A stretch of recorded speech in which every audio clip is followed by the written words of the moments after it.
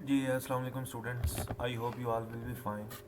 तो आज हम अपना नेक्स्ट रिएक्शन टाइप जो है वो स्टडी करेंगे, which are also called as electron transfer और oxidation reduction reactions in coordination complexes. सबसे पहले जो है वो हमने जो रिएक्शन स्टडी किए हैं वो टू ज्योमेट्रीज़ में मोस्टली डिस्कस किए हैं, ऑक्टाहेड्रल ज्योमेट्री में और स्क्वायर प्लेनर ज्योमेट्री में। दोज रिएक्शंस वर दैट उनमें लिगेंड जो है वो ट्रांसफ़र होता था या एक्सचेंज होता था, या उनको हम सब्स्टिट्यूशन रिएक्शंस भी कहते हैं। लेकिन ये हैं प्रॉपर रिडॉक्स रिएक्शंस जिनमें इलेक्ट्रॉन्स ट्रांसफ़र होते हैं, और आपको पता है एक स्पीशी जो है वो ऑक्सीडाइज हो जाती है और एक जो है वो रिड्यूस हो जाती है। लेकिन यहाँ पर हम ये जो रिडॉक्स रिएक्शंस हैं ये स्पेशली जो है वो कोऑर्डिनेशन कॉम्प्लेक्सेस में पढ़ेंगे, स्टडी करेंगे। डजेंट मैटर उनकी ज्योमेट्री क्या है, तो इस टॉपिक में हम जो है वो मेनली ये डिस्कस करेंगे। So in these reactions there is a transfer of an electron from one atom to the other, and one species get oxidized and other is changed into a reduced form. Now these redox reactions in coordination complexes, these are of two types. Number one, in which electron transfer result in no net chemical change. तो कोई chemical change नहीं आएगा, कोई ligand transfer नहीं होगा, सिर्फ electron जो है वो एक स्पीशी से दूसरी स्पीशी में जाएगा।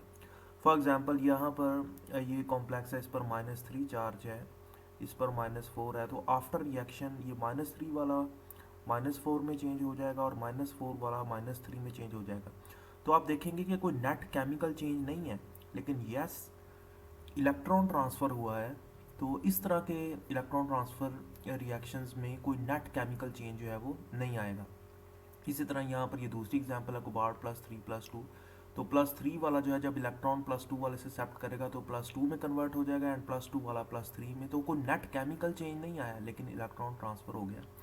इसी तरह ये आगे भी जो है वो एग्जाम्पल दी गई है। लेकिन जो इसकी सेकंड टाइप है उसमें वो होगी ट्रांसफ़र के इलेक्ट्रॉन भी ट्रांसफ़र होगा और साथ जो है उसके केमिकल चेंज भी आएगी। फॉर एग्जांपल एक हमारे पास ये एग्जांपल है कि क्रोमियम जो है वो +2 चार्ज है, तो ये वाला क्रोमियम NH3 वाले को इलेक्ट्रॉन ट्रांसफ़र करे और साथ जो है वो लिगेंड भी ट्रांसफ़र हो जाए। इसी तरह एग्जांपल जो है वो ये वाली है, क्रोमियम में एक कॉम्प्लेक्स में वाटर है और एक में जो है वो साथ वाटर है और क्लोराइड है, तो ये आपस में अपने लिगेंड्स भी ट्रांसफ़र कर ले और चार्ज भी ट्रांसफ़र हो, तो इसमें नेट केमिकल चेंज भी जो है वो आएगा। सो इस तरह दो टाइप्स हैं।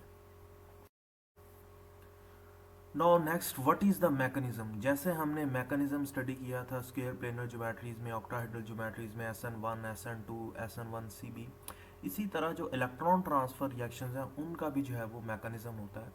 और बेसिकली दो टाइप्स के मैकेनिज्म हैं। एक मैकेनिज्म को हम कहते हैं ब्रिज और इनर स्फीयर मैकेनिज्म, और दूसरी जो टाइप है उसको हम कहते हैं इलेक्ट्रॉन ट्रांसफ़र और आउटर स्फीयर मैकेनिज्म।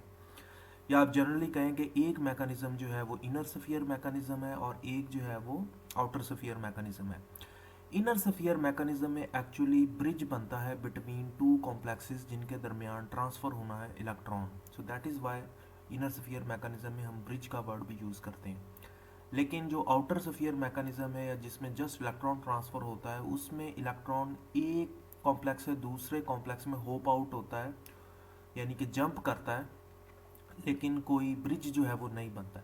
तो इस तरह दो मैकेनिज़म्स हैं। तो सबसे पहले हम जो है वो स्टडी करेंगे कि ब्रिज और इनर स्फीयर मैकेनिज़्म जो है वो क्या होता है। सो इसमें देखें कि these are the electron transfer reactions in which electron transfer and ligand transfer occurs. तो नेट केमिकल चेंज जो है वो इसमें एक आता है, और एक जो लिगेंड है वो ब्रिज का काम करता है। जब ब्रिज जो है वो दो कॉम्प्लेक्सेस के दरमियान बन जाएगा तो उस कॉम्प्लेक्स को हम कहेंगे ब्रिज एक्टिवेटेड कॉम्प्लेक्स।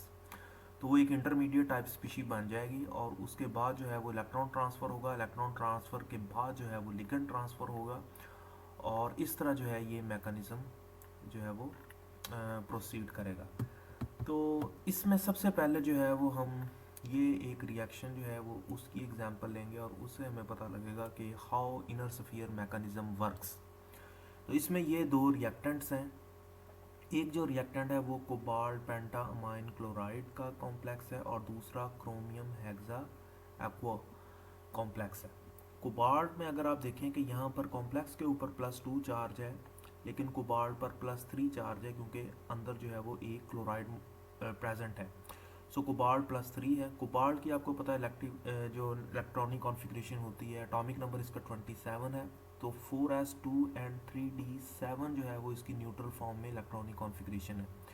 लेकिन जब +3 फॉर्म में ये जाएगा तो 2ds वाले इलेक्ट्रॉन्स और एक जो है वो d वाला इलेक्ट्रॉन रिमूव होगा, तो टोटल d में जो है वो 5 इलेक्ट्रॉन्स रह जाएंगे। तो दिस इज़ सॉरी, डी में जो है वो 6 इलेक्ट्रॉन्स जो है वो रिमेनिंग रहेंगे। So this is called as D6 system. साथ ये देखें कि ये लो स्पिन है और इनर्ट है। लो स्पिन देखें, ये लो स्पिन क्यों है? लो स्पिन इसलिए है कि स्ट्रॉन्ग फील्ड लिगेंड जो है वो 5 अमोनिया जो है वो अटैच है। अब आप देखें इनर्ट क्यों है? क्योंकि D6 सिस्टम है, सारे इलेक्ट्रॉन्स जो है वो रिजाइड करेंगे इन T2G सेट ऑफ ऑर्बिटल्स में। और आपको पता है कि हमने ये पीछे स्टडी किया है कि जब T2G में इलेक्ट्रॉन सारे जाएंगे तो वो कॉम्प्लेक्स जो है वो इनर्ट होगा। सेकंड जो है वो रिएक्टेंट देखते हैं, वो है ये क्रोमियम का। तो इसके ऊपर ओवरऑल जो चार्ज है वो है +2, तो इसलिए इसमें कोई नेगेटिवली चार्ज स्पीशीज नहीं है, तो क्रोमियम पर भी होगा +2। क्रोमियम का एटॉमिक नंबर है 24। तो 4s2 3d4 इसकी जो है वो कॉन्फ़िगरेशन होती है, या अब इसको स्टेबिलिटी गेन करने के लिए हम कहते हैं कि 4s1 एंड 3d5 कॉन्फ़िगरेशन होती है। लेकिन जब अपने +2 में जो जाएगा तो एक s वाला और एक d वाला इलेक्ट्रॉन जो है वो रिमूव हो जाएगा। So this is actually D4 system. D4 तो है, लेकिन साथ हाई स्पिन भी है और लेबाइल भी है। हाई स्पिन इसलिए है कि इलेक्ट्रॉन्स जो हैं वो ईजी सेट ऑफ ऑर्बिटल्स में भी जाएंगे, क्योंकि जो वाटर है वो वीक फील्ड लिगेंड है। और आपको पता है कि जब ईजी में इलेक्ट्रॉन्स जाते हैं तो वो कॉम्प्लेक्स जो है वो लेबाइल हो जाता है। उसके बाद यहाँ पर हम ये रिएक्शन जो है ये वाटर प्लस ये हाइड्रोक्सोनियम आयन बना हुआ है, इसका मतलब है कि ये रिएक्शन जो है वो एसिडिक मीडियम में टेक्स प्लेस होता है। तो आफ्टर द रिएक्शन प्रोडक्ट जो है वो क्या बनती है वो अब हमने देखना है। तो इसमें होगा ये कि there will be a transfer of electrons, और वो ट्रांसफ़र कैसे होगी कि क्रोमियम +2 जो है वो अपना एक इलेक्ट्रॉन देगा कोबाल्ट वाले कॉम्प्लेक्स को, तो खुद किस में कन्वर्ट हो जाएगा? क्रोमियम +3 में चेंज हो जाएगा। और कोबाल्ट जो है वो एक इलेक्ट्रॉन को गेन कर लेगा और ख़ुद जो है वो एक रिड्यूस्ड प्रोडक्ट में कन्वर्ट हो जाएगा +2। तो ये +3 में चला गया है और ये +2 में चला गया है, तो इसीलिए वो फिर इलेक्ट्रॉन्स जो हैं वो साथ एक एक कोबाल्ट के केस में वो एक बढ़ जाएगा। Now it is D7 system. Whereas chromium ने क्योंकि एक इलेक्ट्रॉन दिया है खुद ऑक्सीडाइज हो गया है, तो क्रोमियम में जो है वो एक इलेक्ट्रॉन कम हो जाएगा। Now it is a D3 system. लेकिन साथ एक और जो है वो काम हुआ है, वो ये हुआ है कि कोबाल्ट के पास थे पहले अमाइनो ग्रुप्स। इलेक्ट्रॉन तो ट्रांसफ़र हो गया, इसने एक गेन कर लिया, इसने एक लूज़ कर लिया, लेकिन साथ लिगेंड्स भी जो है वो ट्रांसफ़र हुए हैं। सो ये जो है ये वो रिडॉक्स रिएक्शन है जिसमें there is some net chemical change. लेकिन उसमें हम ये पढ़ रहे हैं पहला मैकेनिज्म, इनर स्फीयर मैकेनिज्म। सो अब यहाँ पर अगेन देखें कि साथ लिगेंड्स भी ट्रांसफ़र हुए हैं। पहले कोबाल्ट के पास अमोनिया थे और क्रोमियम के पास थे water. Now there has been change, और वो चेंज क्या है कि अब कोबाल्ट के पास चले गए हैं वाटर मॉलिक्यूल्स और क्रोमियम के पास आ गए हैं वाटर मॉलिक्यूल्स और क्लोराइड्स। तो ये जो है वो एक चेंज जो है वो आया है। ये तो एंड प्रोडक्ट है, लेकिन हुआ क्या है कि क्रोमियम के पास एक्चुअली ये अमोनिया चले गए हैं। वो आगे आपको कंप्लीट मैं मैकेनिज्म जो है वो उसमें एक्सप्लेन करता हूँ। नो यहाँ पर हमने इसको ज़रा ओपन किया है, तो अगर आप देखें ये वही रिएक्टेंट है, ये वही उनकी सिचुएशंस हैं। तो होगा क्या कि यहाँ पर दोनों स्पीशीज़ में से एक लिगेंड जो है वो रिमूव होगा। नाउ अब वो जो लिगेंड है जिस वो रिप्लेस होना है, तो वो लिगेंड जो है रिप्लेस होगा और फिर इनके दरमियान ब्रिज बनेगा, क्योंकि we are studying the bridge और inner sphere mechanism of electron transfer. तो इन दोनों के दरमियान ब्रिज बनने के लिए इनमें से दोनों में से एक लिगेंड को जो है वो रिप्लेस होना पड़ेगा। नाउ क्वेश्चन इज कि इधर ये कोबाल्ट लिगेंड जो है वो इसको रिमूव करेगा या क्रोमियम, लेकिन आपको पता है कि वो लिगेंड वहाँ से रिप्लेस होगा जो कॉम्प्लेक्स जो है वो लिबाइल है। तो ऊपर हमने जब डिसाइड कर लिया है कि chromium complex is लिबाइल, so that is why यहाँ पर वाटर रिमूव होगा, ना कि क्लोराइड या अमोनिया, बिकॉज क्रोमियम कॉम्प्लेक्स जो रिएक्टेंट में है वो लिबाइल है। सो फाइनली वाटर जो है वो यहाँ से रिमूव हो गया है। नाउ ये 5 कोऑर्डिनेटेड कॉम्प्लेक्स बन गया है। नाउ ये अपनी डेफिशिएंसी जो है वो इस क्लोराइड के साथ जो है वो इलेक्ट्रॉन शेयर करके पूरी करेगा। और यहाँ पर अगर आप देखेंगे कि एक ब्रिज बन गया है। नाउ कोबाल्ट के 5 अमोनिया इस तरफ है, ये क्लोराइड है, और साथ जो है ये क्रोमियम है, और साथ इसके ये 5 जो है वो वाटर मॉलिक्यूल्स हैं। तो क्रोमियम ने इसके साथ जो है वो अब ब्रिज बना लिया। Now chloride is acting as a bridging ligand between the two metal ions, और इस कॉम्प्लेक्स को हम कह रहे हैं एक्टिवेटेड ब्रिज इंटरमीडिएट। अब यहाँ पर इलेक्ट्रॉन जो है वो ट्रांसफ़र हो रहा है। तो आप इसी तरह समझिए कि ये 2 कॉम्प्लेक्सेस हैं, ये 2 टर्मिनल्स हैं, और इनको हमने एक वायर के साथ अटैच कर दिया है। ये वायर जो है ये क्लोराइड के तौर पर है, जो कि कंडक्टिंग मटेरियल का काम कर रहा है। अब इलेक्ट्रॉन जो है वो इसके ज़रिए क्लोराइड में जाएगा, और क्लोराइड से ये ट्रांसफ़र होगा टू कोबाल्ट। तो इलेक्ट्रॉन ट्रांसफ़र हो जाएगी, और as a result of which इस स्टेज पर अब आप देखेंगे कि क्रोमियम जो है वो +3 में चला गया है, और कोबाल्ट जो है वो +3 से +2 में चला गया। तो क्रोमियम जो है वो ऑक्सीडाइज हो गया है, और जो कोबाल्ट है ये रिड्यूस्ड हो गया है। ठीक है, या हम कहेंगे क्रोमियम वाला कॉम्प्लेक्स यहाँ पर एक्ट कर रहा है as a reducing agent, whereas क्यों रिड्यूसिंग एजेंट क्यों है, क्योंकि इसने कोबाल्ट को रिड्यूस कर दिया है। Whereas cobalt complex is acting as a oxidising agent, क्योंकि उसने क्रोमियम वाले कॉम्प्लेक्स को ऑक्सीडाइज कर दिया। तो इट्स अप टू यू, आप जिस तरह भी इसको अंडरस्टैंड करें, बहरहाल ये इसकी जो है वो फाइनल सिचुएशन है। नाउ नेक्स्ट क्वेश्चन इज कि इलेक्ट्रॉन तो ट्रांसफ़र हो गए हैं, तो ये लिगेंड्स क्यों ट्रांसफ़र हुए हैं? तो उसका भी रीज़न यहाँ पर हमें मिलता है कि जब हम वाटर ऐड करेंगे इसमें, तो आप देखेंगे कि कोबाल्ट के पास जो है ये 5 अमोनिया है, और साथ जो है वो वाटर ऐड अप हो गया है, वेयर एज जो क्रोमियम था उसके पास क्लोराइड चला गया है। देखिए इंटरेस्टिंग थिंग क्या है कि पहले जो है ये क्लोराइड जो है वो कोबाल्ट की साइड से आया है, लेकिन अल्टीमेटली यहाँ पर आप देख रहे हैं कि वो क्लोराइड जो है वो कोबाल्ट के साथ जाने की बजाय वो चला गया क्रोमियम के साथ। ऐसा क्यों है? ऐसा यहाँ पर चार्ज ट्रांसफ़र की वजह से हुआ है। देखें यहाँ पर पहले था +3 साथ क्लोराइड था, लेकिन अब ये हो गया +2 क्लोराइड यहाँ पर है, और ये +2 से हो गया +3 में। तो अब अट्रैक्शन जो है वो क्रोमियम की क्लोराइड के साथ ज़्यादा है एज़ कम्पेयर टू दिस, तो इसीलिए जो कॉम्प्लेक्स है वो इस पोजीशन से जो है वो ब्रेक कर जाएगा, और जो क्लोराइड है वो क्रोमियम के साथ चला जाएगा। तो इस तरह आप देख रहे हैं कि क्रोमियम H2O5 और क्लोराइड चला गया है, वेयर एज जो कोबाल्ट है उसके साथ अमोनिया है, और साथ जो है वो वाटर है। फिर आफ्टर इन जो आपका ये एक्टिवेटेड कॉम्प्लेक्स जो है एसिडिक मीडियम है वो वर्क करेगा, और यहाँ पर अल्टीमेटली ये अमोनिया जो है वो अमोनिया माइंस में चेंज हो जाएंगे, और कोबाल्ट के साथ जो है वो वाटर 6 आ जाएंगे, और इस तरह जो है ये आपकी यहाँ पर जो एंड प्रोडक्ट है वो बन जाएगी। सो हियर यू सी कि इलेक्ट्रॉन ट्रांसफ़र होने के बाद चार्जेस चेंज हुए हैं, और ये जो क्लोराइड है ये फिर चार्ज जिसके पास ज़्यादा है पॉजिटिव उसके साथ चला जाएगा, और यहाँ पर ही फिर जो है वो ट्रांसफ़र हुई है।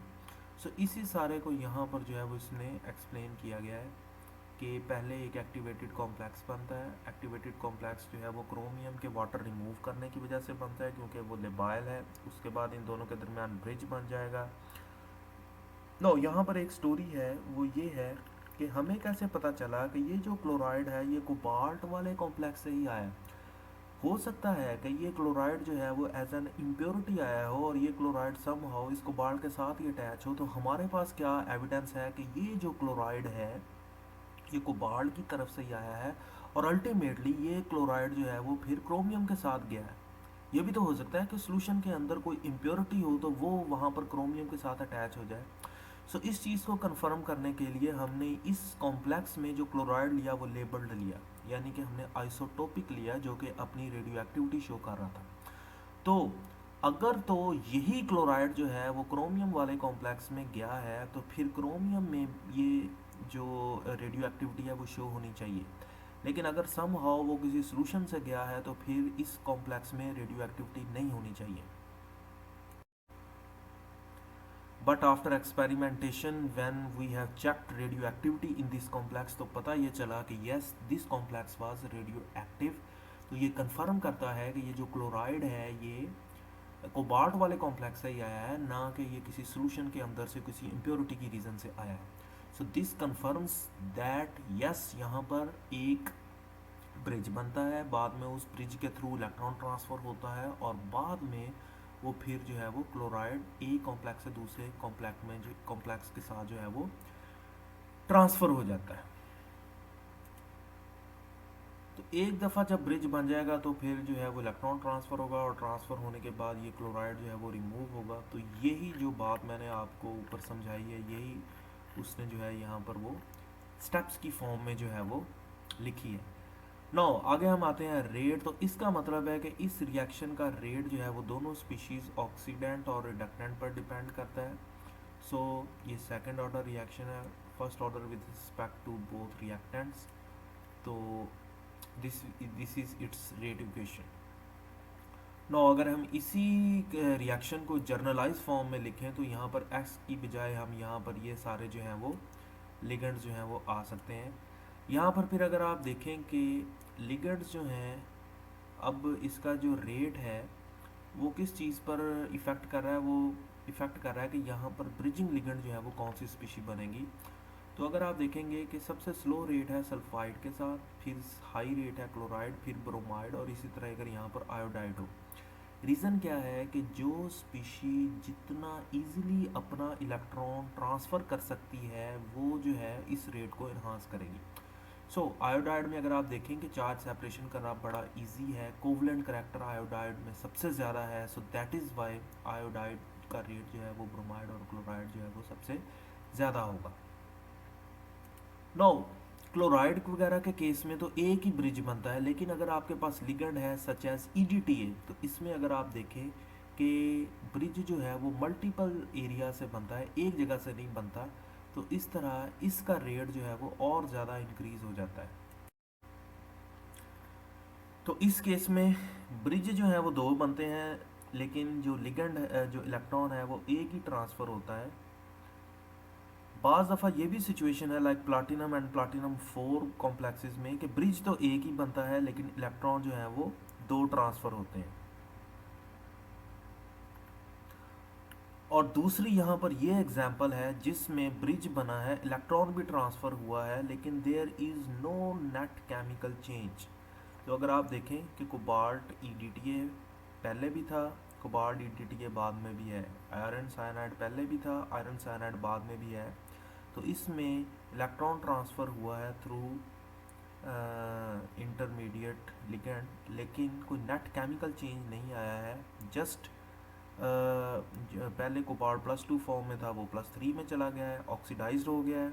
इसी तरह जो आयरन +3 फॉर्म में था वो रिड्यूस हो गया और +2 में कन्वर्ट हो गया। So this was the first mechanism which is called as bridge or inner sphere mechanism of electron transfer reactions related to coordinated complexes. I hope इसकी आपको अंडरस्टैंडिंग हो गई होगी, but however if you have any question let me know, we can discuss.